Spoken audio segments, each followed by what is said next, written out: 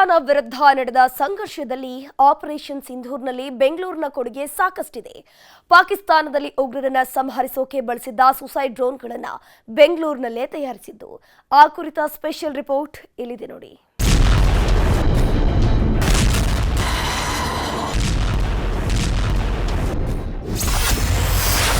ಜಗತ್ತಿಗೆ ಗೊತ್ತಾಯಿತು ಭಾರತದ ಆತ್ಮನಿರ್ಭರ್ ಶಕ್ತಿ. ಉಗ್ರರನ್ನ ಉಡಾಯಿಸಿದ್ದೆ ಬೆಂಗಳೂರು ಡ್ರೋನ್. ಆಪರೇಷನ್ ಸಿಂಧೂರ್. ಪಹಲ್ಗಾಮ್ನಲ್ಲಿ 26 ಜನರನ್ನ ಕೊಂದು ಹೆಣ್ಣು ಮಕ್ಕಳ ಸಿಂಧೂರ ಅಳಿಸಿದವರ ವಿರುದ್ಧ ಭಾರತ ನಡೆಸಿದ ಬೃಹತ್ ಸೇನಾ ಕಾರ್ಯಾಚರಣೆ. ಜಸ್ಟ್ 23 ನಿಮಿಷ.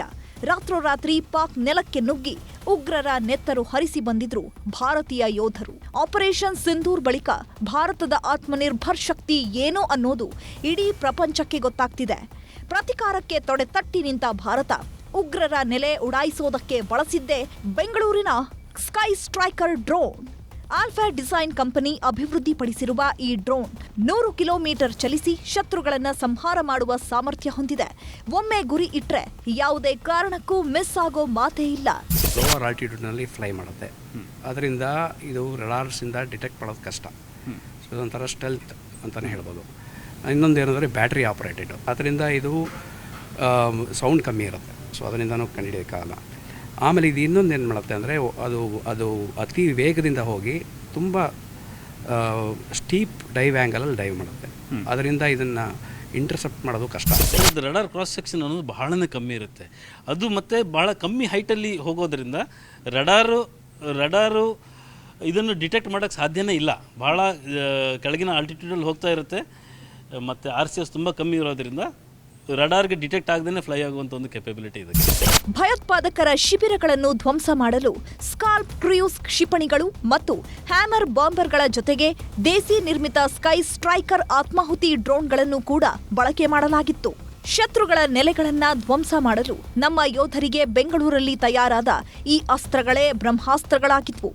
ಹಾಗಾದ್ರೆ ಸ್ಕೈ ಸ್ಟ್ರೈಕರ್ನ ವಿಶೇಷತೆ ಮತ್ತು ಸಾಮರ್ಥ್ಯ ಏನು ಅಂತ ನೋಡೋದಾದ್ರೆ, ಸ್ಕೈ ಸ್ಟ್ರೈಕರ್ ಅಂತ ಇಲ್ಲಿ ನೋಡ್ತಾ ಇದ್ದೀರಾ, ಇದು ಎಸೆನ್ಷಿಯಲಿ ಒಂದು ಡ್ರೋನು. ಇದರಲ್ಲಿ ನೀವು ಒಂದು ಪೇಲೋಡ್ ಅಂದರೆ ಒಂದು ಬಾಂಬ್ನ ತೊಗೊಂಡು ಹೋಗಿ ಒಂದು ಪ್ರಿಸಿಷನ್ ಇರೋ ಏರಿಯಾಲಿ ಡ್ರಾಪ್ ಮಾಡ್ಬೋದು. ಇದನ್ನ ಮುಂಚೆನೇ ನಿರ್ಧಾರಿತ ಏರಿಯಾದಲ್ಲಿ ಆ ಬಾಂಬ್ನ ಡ್ರಾಪ್ ಮಾಡ್ಬೋದು. UAV ಲಾಯ್ಟ್ರಿಂಗ್ ಮ್ಯುನಿಷನ್ ಅಂತಲೂ ಕರೀತಾರೆ. ಅದೇ ಬೇಸಿಕ್ಲಿ ಡ್ರೋನ್. ಇದರಲ್ಲಿ ಒಂದು ಕ್ಯಾಮ್ರಾ ಕೂಡ ಇರುತ್ತೆ. ಅದು ಸತತವಾಗಿ ಡೇಟಾನ ಒಂದು ಮಾನಿಟರಿಂಗ್ ಸೆಂಟರ್ ಅಥವಾ ಕಂಟ್ರೋಲ್ ಸೆಂಟರ್ಗೆ ರಿಲೇ ಮಾಡ್ತಾನೆ ಇರುತ್ತೆ. ಹಾಗೆಯೇ ಕಮಾಂಡ್ ಕೊಟ್ಟಾಗ ಆ ಬಾಂಬ್ನ ಡ್ರಾಪ್ ಮಾಡುತ್ತೆ.